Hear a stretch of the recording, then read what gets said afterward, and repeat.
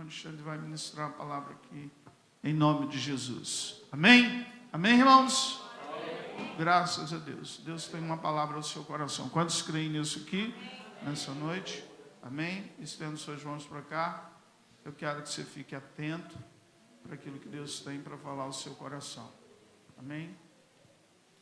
Não há nenhum motivo pelo qual a gente está aqui, a não ser para ouvir Deus. Amém, irmãos? Nós não viemos para nenhum outro motivo, a não ser para ouvir Deus falar. Então eu quero que você fique atento para aquilo que Deus tem para falar. Você saiu da sua casa para ouvir Deus falar. É isso? Eu saí da minha casa para ouvir Deus falar. Então Deus vai falar nessa noite contigo. Tá bom? Pai, tome aqui o teu servo. Irmão Alexandre, eu sei que o Senhor colocou uma palavra no seu coração. Não sei, ó Pai, mas o Senhor sabe de todas as coisas, porque o Senhor conhece aqueles que estão aqui nessa noite. Portanto, fale, use o teu servo, conforme a tua vontade, em nome de Jesus. Amém, graças a Deus. A paz do Senhor, irmãos. Convido os irmãos a abrirem as suas Bíblias no livro de Gênesis, capítulo 41, versículo 38. Apenas um versículo, a história é longa, mas para nós ganharmos tempo, estaremos lendo apenas o versículo de número 38. Está ali, né? E disse Faraó a seus servos: acharíamos um varão como este, em que haja o Espírito de Deus? Os irmãos podem ler juntamente comigo? E disse Faraó a seus servos: acharíamos um homem como este, em que haja o Espírito de Deus? Amém. Os irmãos podem se assentar, louvando e bendizendo ao nome do Senhor. Como eu falei, essa história, uma história longa, onde chega esse versículo, e que os irmãos, como eu falei, conhecem a história. Chega esse versículo depois de um processo que José ele passa. José ele passa por vários processos, por várias situações, e agora José ele é chamado às pressas do cárcere para poder interpretar, e dentro do reino de Faraó, do seu império, ninguém conseguiu interpretar o sonho ali de Faraó, e José, por interpretar o sonho de dois homens, foi chamado às pressas para poder interpretar o sonho de Faraó. E no seu sonho, a Bíblia vai falar que o Faraó ele teve um sonho que existiam vacas gordas e vinham 7 vacas magras e devoravam, com as espigas bonitas também, vinham espigas também horríveis e devoravam, acabavam com aquelas espigas. E dentro da interpretação que Deus deu a José, ele então falou que teriam 7 anos de fartura e depois 7 anos de fome, e era necessário que Faraó escolhesse alguém para poder administrar esses 7 anos de fartura, esses 7 anos que a colheita seria abundante, e um homem capaz de administrar durante esses 7 anos, para que nos 7 anos de fome não faltasse comida, não somente para o reino, mas para toda a terra.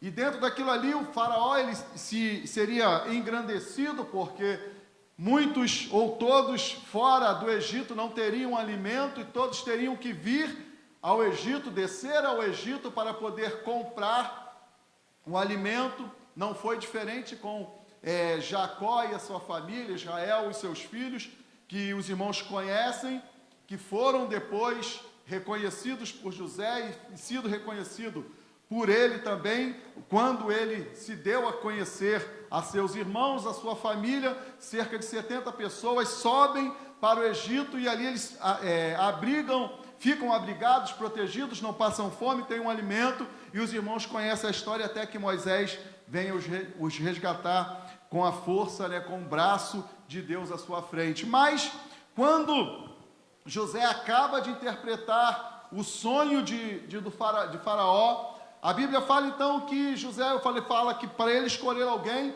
Faraó não titubeou, não olhou para outro lado, e apenas olhou para os seus servos, para os seus oficiais, e falou: não temos outro para escolher ou para procurar. O homem certo é esse aqui, porque o Espírito de Deus está com ele.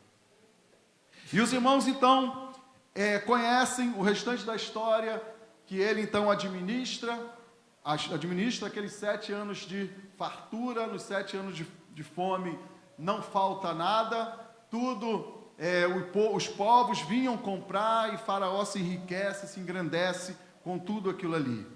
Mas o que eu gostaria de falar para nós, tirar desse texto, não apenas deste versículo, como eu falei, lemos esse versículo para que nós pudéssemos nos achar na história de José, da forma com que ele é vendido pelos seus irmãos, vendido e levado para o Egito, o processo, como eu falei, que ele passou até que se culminasse nesse versículo de número 38. Mas o que eu gostaria de falar, de que Deus tem falado comigo desde domingo, se eu não estou enganado, quando o pastor me convidou, quarta-feira, quando o pastor me convidou a estar aqui trazendo a palavra, e eu estava justamente passando na leitura desse texto, e o Senhor falou no meu coração para que eu viesse falar algo sobre este texto, e o tema que eu gostaria de dar nessa mensagem é o plano de Deus. Plano, meus irmãos, eu busquei no dicionário, no tio Google, e diz que o plano, o projeto é um desejo, é a intenção de fazer ou realizar algo para o futuro próximo ou, quem sabe, distante. Quando Josué, o plano de Deus se cumpre na vida de José, melhor dizendo, na vida de José, passaram-se anos até que se cumprisse este plano. O plano de Deus, ele pode se cumprir na minha vida e na tua vida hoje, mas também você pode passar por processos que ele vai se cumprir daqui a 5, 10 anos, ou quem sabe se cumpre um mês antes de Jesus voltar. Mas o certo é que se Deus ele tem um plano na minha e na tua vida, ele vai se concretizar ainda, até que Jesus possa voltar.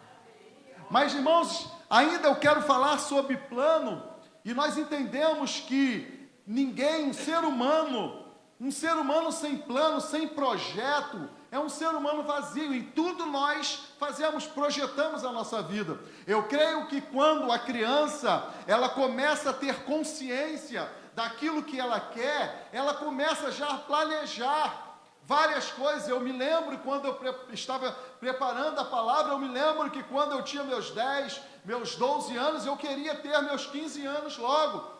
Porque depois eu queria ter meus 18, porque achava que tudo ia ser diferente. Mas não muda nada, tudo continua a mesma coisa, só passa a idade. Mas eu tinha planos e projetos, eu queria ir para a Marinha, eu queria servir a Marinha. Achava que aquele ali era o melhor plano para a minha vida. Mas quando eu saio da Marinha, eu falei, eu nunca mais quero ser militar. Mas o que acontece é que o plano de Deus para a nossa vida, muitas das vezes, não é o que nós queremos, é o que Ele quer. Às vezes nós planejamos várias situações, programamos várias situações, temos vários projetos para a nossa vida, até mesmo pensando que aquilo está de comum acordo com a vontade de Deus. E nós podemos trazer, por exemplo, quando Paulo, ele queria ir pregar na Ásia, e a Bíblia diz que não foi o diabo que impediu dele ir, não foi os seus amigos, seus irmãos que estavam à sua volta que impediram que Paulo fosse para a Ásia. Não, a Bíblia diz em Atos 16 que foi o próprio Espírito Santo que os impediu de chegar até a Ásia. O projeto, o plano de Paulo, ainda que parecia ser bom, e era bom porque ele ia fazer uma coisa boa, ele ia pregar a palavra do Senhor, ele já queria sair, mas a Bíblia diz que o Espírito de Deus, o Espírito de Jesus nos impede de ir, porque não era o projeto de Deus na vida de Paulo naquele momento que ele fosse para a Ásia, mas que ele fosse para a Macedônia. Então nós muitas das vezes temos planos e projetos, realizamos e parece até mesmo que vai ser bom para mim, para a minha família, para a igreja, ou quem sabe para a sociedade, mas muitas das vezes não é o que Deus quer para a minha vida. Eu me lembro que quando eu casei, eu fui morar em Nilópolis, e chegou um determinado momento, depois de 10 anos de casado, algo conspirou no bom sentido para que nós voltássemos para Mangaratiba, ou eu voltasse com a minha família, né? Tendo em vista que a minha esposa não é daqui. E eu falei que eu jamais voltaria para Mangaratiba. O meu projeto era permanecer em Nilópolis, na igreja a qual eu estava, fazendo o que eu estava fazendo, gostava do que estava fazendo, já era reformado pelo bombeiro, mas a minha vontade não era voltar, o meu plano não era voltar. Mas é por isso que eu estou aqui, porque foi o plano de Deus que se realizou na minha e na vida da minha família. Precisamos entender, irmãos, qual é o plano, o projeto de Deus para as nossas vidas. Precisamos ter até mesmo projeto dentro da vontade de Deus para nossas vidas, entender qual é esse plano, qual é esse projeto. Esta semana eu fui surpreendido, uma prima minha me chamou para poder fazer uma revisão na casa dela, na parte elétrica, e ela falou, você deve saber, porque foi você que fez. Eu falei, eu não lembro de mais nada, porque não teve projeto para ser feito. Ficou bom, funcionou, mas não tem projeto para que eu pudesse olhar. Precisamos fazer projeto não somente para o presente. Hoje nós somos resultado daquilo que nós projetamos lá atrás. Nós somos resultados do que nós projetamos. Se eu projetei uma vida com Deus há 10 anos atrás, se eu projetei uma vida com Deus desde a minha conversão, é necessário que hoje eu esteja batalhando para que esse projeto continue fluindo na minha vida. É necessário que eu continue buscando a presença de Deus para que o projeto de Deus continue sendo desenvolvido da forma que Deus quer e não como eu queira. Eu me lembro que várias vezes, umas 3 ou 4 vezes, se levantou o profeta na casa do Senhor sem me conhecer e falou que Deus tem um plano na minha vida de me levar para um lugar distante.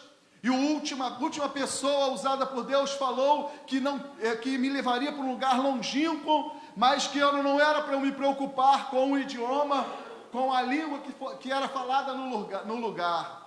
Eu não sei, irmãos, precisar quantos anos se passaram, mas o certo é, e o fato tem que se concretizar, e muitas das vezes eu me pego falando, Senhor, ainda tem um plano que o Senhor prometeu lá atrás para realizar na minha vida. Eu não sei como vai ser, eu não sei onde vai ser, mas o certo é que o Senhor falou que tem um projeto em algum lugar para me levar para algum lugar. Precisamos ter planos e projetos para o futuro dentro da casa do Senhor em nossas vidas. E quando nós pensamos em plano de Deus, no plano de Deus, precisamos destacar 2 coisas. A primeira é que ninguém pode impedir o plano de Deus. Não há aquele que tente se levantar contra Deus que vai permanecer de pé. Na história da humanidade, desde os primórdios, aquele que tentou se levantar contra o projeto de Deus, contra o plano de Deus, ele caiu por terra.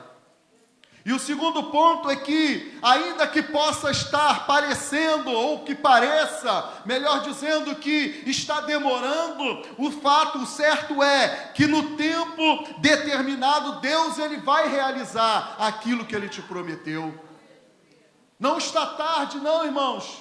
Parece que está demorando, não está demorando, está no tempo determinado, está no tempo de Deus. E quando nós olhamos a história da Bíblia, quando o homem cai, quando ali Adão e Eva, eles caem no paraíso, no jardim do Éden, a Bíblia fala que imediatamente Deus ele já coloca em prática o seu plano, até mesmo porque a Bíblia vai dizer que o Cordeiro foi morto na eternidade, antes da fundação do mundo, mas Deus ele já começa a divulgar, a falar em Gênesis 3,15, o plano de salvação para a humanidade, para o homem caído, para o homem pecador. E a Bíblia diz que anos se passaram, e na plenitude do tempo, Deus enviou o seu Filho ao mundo para que o seu plano fosse concretizado. O que eu quero dizer com isso é que não está demorando. Pode-se passar dias, meses ou anos, mas na hora certa Deus vai realizar o plano na tua vida. Como eu falei, eu não queria ser militar. Eu já primeira vez que eu subi até este altar, dei o testemunho da minha vida, falei que eu era reformado do bombeiro, devido a um problema de câncer que eu tive há 22, 23 anos atrás. Imagine os irmãos, depois eu comecei a pensar eu mesmo, imagine se eu não fosse do corpo de bombeiro militar, como seria a minha vida hoje? Talvez eu não sei se eu estava empregado, ou quem sabe trabalhando em outro tipo de serviço, mas o Senhor, graças a Deus, graças ao Senhor, Ele realizou o seu plano na minha vida. Eu pensava que não seria bom, mas Deus, Ele me colocou no caminho certo. E quando nós pensamos no plano de Deus, nós precisamos pensar em alguns fatos em nossa vida. O primeiro é se acreditamos e aceitamos o que Deus quer realizar através de nós.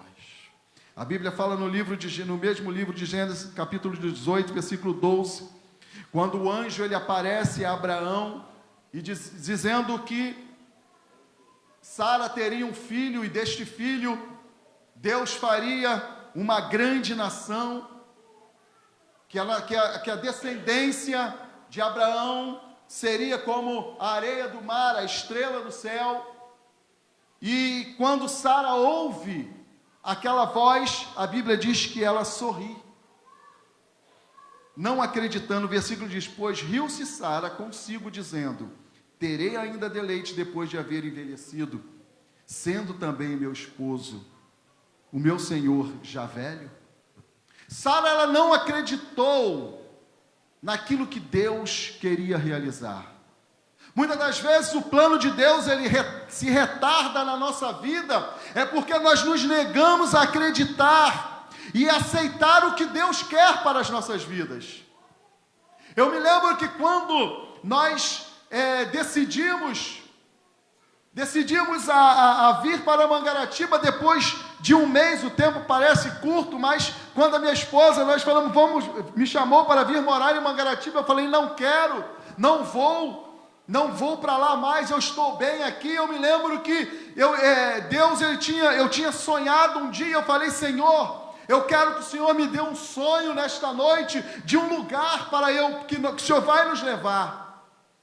E o Senhor me mostrava Mangaratiba, um lugar que eu não conhecia, que era montanha, mar. E eu falei, não tem lugar em Mangaratiba que eu não conheço, fui nascido e criado em Mangaratiba. E eu me lembro que eu esqueci daquele sonho, quando o tempo foi passando, e quando chegou, acho que um mês, da gente ter pensado, dela ter pensado em voltar para Mangaratiba, eu lembrei desse sonho, e daquilo que Deus queria realizar em nossa vida neste lugar. Precisamos acreditar e aceitar no que Deus tem para a nossa vida. Precisamos entender o que Deus tem na nossa vida. Precisamos parar e pensar, será que Deus, Ele tem um plano na minha vida? Será que Deus, Ele tem um projeto para a minha vida? Eu quero te dizer que se Deus te chamou, é porque Ele te chamou para algo. Deus, Ele não te chamou para ficar parado, para ficar estático. Deus não te chamou para poder dormir em berço esplêndido, não. Deus te chamou para agir, para sair, para pregar, para fazer algo que só você pode fazer. Deus, Ele não quer tirar o que Ele tem fazer na minha vida e te dar porque eu não quero fazer, não. O que tem para você fazer é você que vai ter que realizar. O que eu tenho que realizar, sou eu que tenho que realizar. E se nós formos colocar a história de Abraão e Sara, nós vamos entender que Sara não acreditou a ponto de dar a sua empregada para que Abraão pudesse suscitar ou ter a sua geração, a sua descendência. O que Deus tem para você é você, não coloque na mão de outro. O que Deus determinou para você é você que tem que fazer. Ainda que Ele precise te pegar na encruzilhada e na esquina, é você que vai ter que realizar. Você lembra que quando Jacó ele volta, e Deus ele pega naquele momento a Jacó, e a ponto de Jacó segurar, e Deus muda o nome de Jacó, porque era com Jacó que Deus tinha o compromisso que Deus queria realizar. Não era com Esaú, era com Jacó. O que Deus tem para fazer na tua vida, só você pode fazer. Só você pode realizar. Se Deus te chamou para visitar o hospital, vai, porque é você que tem que ir. Se Deus te chamou para ficar ali na esquina, entregando folheto, dizendo que Jesus é bom, Ele te ama, é você que tem que ir. Se Deus te chamou para fazer visita no lar, visitar os enfermos no lar, visitar o afastado, vai, porque é você que tem que ir. Não coloque na mão do pastor, não coloque na mão daquele que está responsável, é você que Deus chamou. Não transfira o compromisso que é teu para outro, porque Deus vai te cobrar isso. O plano de Deus é para você. Se Deus te chamou, vai. E nós lembramos da história ali do bom samaritano, porque quem tinha que curar, quem tinha que dar uma palavra de conforto, era o sacerdote, era o levita. E eles se esquivaram daquilo que eles tinham que fazer. Precisou Deus levantar um samaritano para poder realizar aquilo que deveria ser feito. E até quando nós vamos estar parados, vendo Deus levantar outros para fazer aquilo que nós temos que fazer? O primeiro ponto é acreditarmos e aceitarmos o que Deus tem para fazer em nossas vidas. O segundo ponto, meus amados irmãos, é não abandonarmos o plano de Deus em meio às adversidades. O plano de Deus, muitas das vezes, ele nos faz sentir dor, ele nos faz sofrer, ele nos faz, muitas das vezes, as pessoas nos perseguirem, nos faz as pessoas nos afligirem por causa do plano de Deus. Quando das vezes nós vemos pessoas sendo perseguidas no trabalho, na escola, porque elas se levantam como um cristão, como pessoas que amam ao Senhor, que querem fazer a obra do Senhor, sem motivo algum, as pessoas dizem que não gostam de você, sem motivo algum, as pessoas te perseguem, te afligem, muitas das vezes tentam te agredir com palavras ou até mesmo fisicamente, simplesmente porque você é cristão e tem um plano de Deus na tua vida. Mas nos cabe não desistirmos e nem abandonarmos o plano de Deus quando as coisas estiverem ao contrário. Porque é muito fácil, irmãos, nós queremos, não estou aqui criticando, longe de mim, pastor, o hino é bonito e é o que nós devemos desejar. Eu quero ter, Senhor, eu quero ser segundo o coração de Deus. Eu preciso ser segundo o coração de Deus, mas eu preciso saber também que no momento como Davi, que era considerado o homem segundo o coração de Deus, ele padeceu perseguição, mesmo sendo ungido por Deus, e a unção já não estava mais em Saul, ele foi perseguido porque Deus o levantou. Mas mesmo assim, ele continuou firme, buscando aquilo que Deus o prometeu. Precisamos entender que Deus não nos chamou simplesmente para comermos mamão com açúcar, não. A Bíblia diz que no mundo tereis aflições, tem de bom ânimo, porque eu venci o mundo. Mas a mesma palavra que diz que nós temos aflição, vai dizer que também que muitas são as aflições do justo, mas Deus de todas o livra. Se nós somos perseguidos, se nós somos mal falados por causa do amor de Deus, somos felizes por isso. A palavra de Deus, ela parece um paradoxo quando nós deveríamos nos entristecer por sermos perseguidos, afligidos. É onde nós somos mais felizes. Parece uma coisa estranha, de maluco, como o pastor Maurício falou, parece uma coisa de doido, mas é assim. Quando parece que é para nós ficarmos tristes, o mundo nos persegue, e as pessoas até mesmo, quem sabe, fala ao fulano, lá está sendo perseguido, eu faço e aconteço com ele, mas ele permanece com um sorriso aberto. É aí que nós somos felizes, quando nós somos perseguidos por causa do amor, por causa do nome do Senhor em nossas vidas. Não podemos abandonar.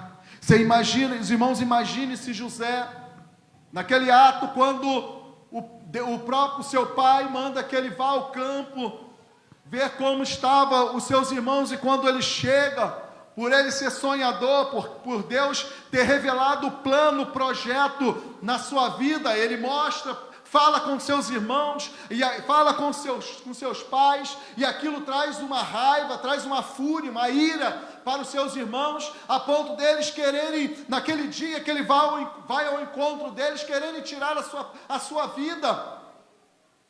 E um dos seus irmãos se levanta e fala: não vamos tirar a vida do moço. Jogam ele na cisterna, passa uma caravana dos midianitas, dos ismaelitas, e eles vendem José para eles. Chega no Egito, ele é vendido para a casa de Potifar, ele passa por tribulações, por várias coisas ali. Foi vendido como escravo, ele trabalha forçado, mas quando José ele se dedica e ele toma a atitude de não renunciar à sua fé, a Bíblia diz que tudo que ele colocava a mão prosperava, porque ele resolveu não abandonar o plano de Deus na sua vida. Ele entendia que aquele sonho que ele teve, e até mesmo interpretado pelos seus irmãos e pelo seu pai, ele não falou nada, ele apenas falou: eu sonhei que eu estava no meio, tinha 12 estrelas, o sol e a lua se inclinavam diante de mim, e eles falam: quer dizer que nós vamos o servir? Ele não falou nada, ele apenas falou o sonho, e ele entendia que algo ia acontecer, mas mediante as tribulações, as perseguições e o sofrimento da sua própria família, porque muitas das vezes acontece isso conosco, porque são os próximos que nos traem. Você não fica admirado quando um inimigo te trai, mas quando um amigo te trai. Você não fica admirado com pessoas que dizem não gostar de você, comete coisas contra a tua vida. Você fica indignado, ou muitas das vezes triste, e não consegue entender, é quando aquele que está ao seu lado, ele comete tudo isso contra a sua vida.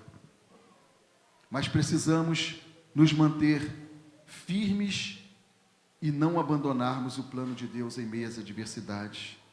Outro ponto que eu gostaria de destacar: não nos conformarmos com o que o mundo nos oferece para nos desviar do plano de Deus. A Bíblia fala que José, quando ele chega na casa de Potifar, sua esposa, ela começa a seduzir, ou tentar seduzir José. E a Bíblia diz que ele sempre se esquivava, ele sempre saía daquela situação. A Bíblia fala que todas as vezes que a mulher o via, tentava seduzi-lo, para poder levá-lo para a cama, para se deitar com ele. Mas a Bíblia diz que todas as vezes José, ele saía.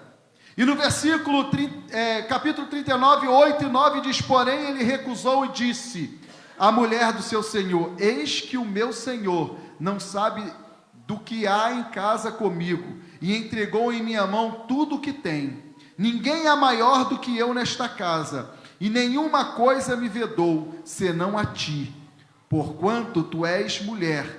Como pois faria eu este tamanho mal e pecaria contra Deus? José, ele sabia que se ele cedesse à tentação daquela mulher, aquela mulher estava a todo momento, naquele momento sozinho, ele poderia falar: já não tem ninguém aqui, eu estou sozinho com ela, ninguém vai ver, ela também não vai falar nada para ninguém. Ele poderia abraçar aquela causa e se desviar dos caminhos do Senhor, mas o final desse versículo diz: como pois faria eu este tamanho mal e pecaria contra Deus? José entendia que o que ele estava fazendo, ou o que ele deixou de fazer, melhor dizendo, ele não estava somente cometendo um mal contra o seu senhor, contra Potifar e contra a sua mulher. José entendia que ele estava, muito mais do que isso, ele estava pecando contra Deus e jogando por terra o projeto, o plano que Deus tinha na sua vida. José entendeu: eu pago o que tiver que pagar, mas eu não vou pecar contra o meu Senhor. E a Bíblia diz que aquela mulher segura a sua roupa em suas mãos, então fala para todo mundo, ela muda a história, ela fala que foi José que tentou agarrá-la, que José que tentou seduzi-la e saiu correndo quando ela gritou. José pagou na cadeia, mas ele não se conformou com o que o mundo estava oferecendo. Muitas das vezes nós pensamos na história de José e achamos que somente nós como homens vai chegar mulheres para poder tentar nos seduzir, ou vocês mulheres vão chegar homens para poder seduzi-la. Não, a Bíblia diz que nós não devemos nos conformar com este mundo, mas se quisermos experimentar a boa, perfeita e agradável vontade de Deus, devemos nos afastar das coisas que o mundo está nos oferecendo. Paulo fala isso aos Romanos, capítulo 12, versículo 2. Precisamos, irmãos, entender que o mundo, ele está pronto a te derrubar. Precisamos entender que o mundo está pronto a nos tirar do plano e do projeto de Deus. E temos que nos manter firmes para não nos conformarmos com tudo que tem oferecido. O mundo é mau, a Bíblia diz que o mundo jaz do maligno, mas nós entendemos que o plano de Deus ainda está em suas mãos, está no seu controle. Nada fugiu do controle de Deus. Tudo está no controle de Deus. O projeto de Deus na tua vida ainda está nas suas mãos. Deus ainda está mantendo de pé o projeto dele na sua vida. Mas precisamos estarmos firmes, permanecermos firmes e não nos conformarmos com as impurezas, com os manjares que o mundo tem para nos oferecer. Seremos felizes ainda que precisemos pagar por todas essas coisas. Pagaremos, mas vamos nos mantermos fiéis ao Senhor. Fala-se em perseguições que podem se levantar no Brasil. Fala-se que estão falando de mudar a Bíblia, mudar alguns trechos da Bíblia para poder se adaptar ao pecado, mas nós vamos permanecer com esta palavra, como diz o salmista: escondi a tua palavra no meu coração, para eu não pecar contra ti. Ainda que tire todos os exemplares, eu não sei quantas Bíblias eu tenho algumas Bíblias em casa. Eu não sei quantas você tem, ainda que entre na minha casa, tirem todas as Bíblias, não deixem que eu venha ler mais a Bíblia. Mas de uma coisa eu sei, a palavra de Deus, ela está no meu coração, e eu vou continuar sabendo que certo é certo e errado é errado, que pecado continua sendo pecado, desde que o homem foi criado. Precisamos, irmãos, entender, se é que tem esse ar de perseguição, precisamos nos preparar para ela. Precisamos estar preparados. E como vamos nos preparar? Leia a Bíblia. Ore ao Senhor. Eu tenho um aplicativo aqui, não sei se os irmãos conhecem, é o Bit Bíblia. Eu não sei se alguém conhece, mas apareceu quando eu estava lendo a Bíblia, apareceu lá, eu fui lá, e é muito, muito interessante, porque se nós formos contar quantas vezes nós pegamos no celular para olhar alguma coisa, nós perderíamos a conta, não perderíamos? Estou falando eu também, mas agora com esse aplicativo, a estratégia mudou. Toda vez que eu abro a Bíblia, aparece um versículo, aí eu leio o versículo. Aí eu me interesso por esse versículo, porque ele dá um ponto final, dá uma vírgula, eu tenho continuidade mesmo que sem vírgula, eu vou ler o seguinte. Nisso, poucos dias, eu já estou terminando o livro de Êxodo, depois que eu instalei esse aplicativo. Precisamos nos preparar para isso. Se você está preocupado que a Bíblia vai ser modificada, leia a Bíblia agora, porque pode chegar um tempo que você não vai tê-la em suas mãos. Leia enquanto você tem a palavra. Por isso que o profeta fala: buscai ao Senhor enquanto se pode achar, invocai-o enquanto está perto. O último tópico que eu gostaria de deixar: precisamos de estar prontos para quando Deus for realizar o plano dele em nós. José, quando ele é chamado por Faraó, A Bíblia diz que ele se prepara, ele se barbeia, corta cabelos, se veste, troca a sua vestimenta e se apresenta diante de Faraó. A Bíblia fala que depois de ele ter explicado, quando Faraó, ele fala, né, esse versículo que nós lemos, e disse Faraó aos seus servos: acharíamos um varão como este, em que haja o Espírito de Deus?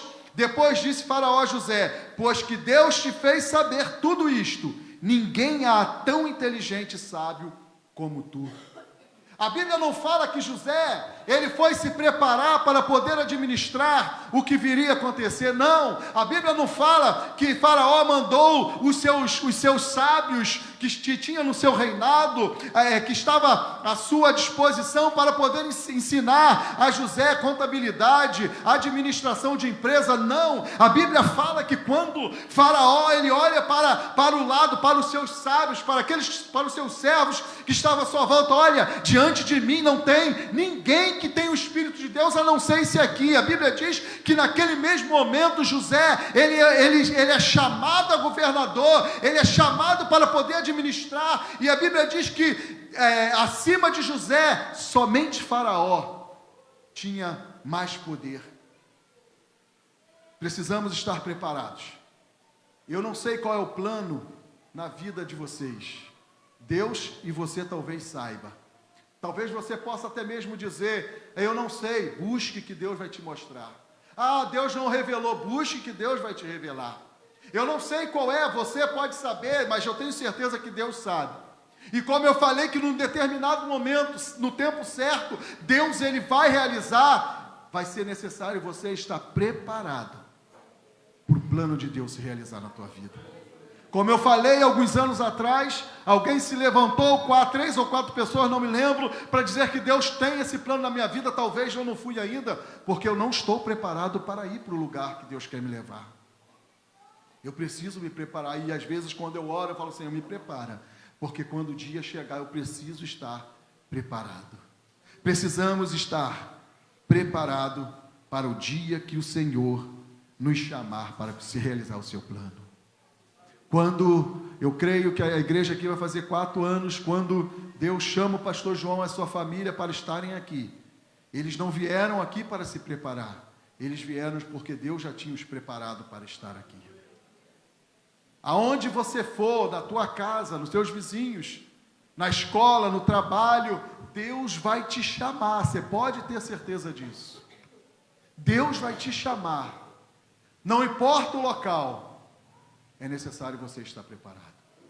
Não importa o que você vai estar vivendo, é necessário você estar preparado. E se você tem, e eu creio que se eu pedir para levantar a mão, não vou pedir para levantar, mas se eu pedisse para levantar a mão, as pessoas que têm um plano, que sabem que tem um plano de Deus em sua vida, talvez todos levantariam, ou quem sabe alguns não levantariam, mas você que levantaria, você tem que pensar: eu tenho plano e preciso estar preparado, porque Deus vai me chamar. Deus, ele vai se levantar e vai me chamar para realizar o plano. Como eu falei, eu não sei onde é, eu não sei qual é o plano, eu não sei também como vai ser realizado, mas de uma coisa eu sei: Deus tem um plano na sua vida. A partir do momento que você recebeu o convite, quando foi feito o convite, nós falamos apelo, convite, não importa, mas quando você veio até o altar dizendo: Senhor, eu quero Jesus no meu coração, eu aceito Jesus na minha vida, eu aceito Jesus como Senhor e Salvador da minha vida. A partir deste momento, saiba de uma coisa: Deus está te preparando para algo novo, para algo grande na tua vida. Deus está te preparando, pode ter certeza disso, e que nós precisamos estar preparados para este grande dia, que Deus vai realizar o plano em nossa vida. Que Deus nos abençoe, que Deus, irmãos, possa nos revelar a cada dia o seu plano, o seu projeto, para que no momento certo nós possamos estar: Senhor, eis-me aqui. Como Isaías falou, não tinha pensado, mas me veio à mente e vou falar. Quando Isaías, acontece algo, que o seu tio morre, ele olha e vê os céus abertos, os anjos dizendo que santo, santo, santo é o Senhor. E Deus então fala para ele que precisava enviar alguém, e ele fala: eis-me aqui, envia-me a mim. Ele estava dizendo o seguinte: Senhor, se o projeto é esse, e o Senhor quer me chamar, eu estou aqui, pode me enviar. Que Deus nos abençoe, em nome de Jesus.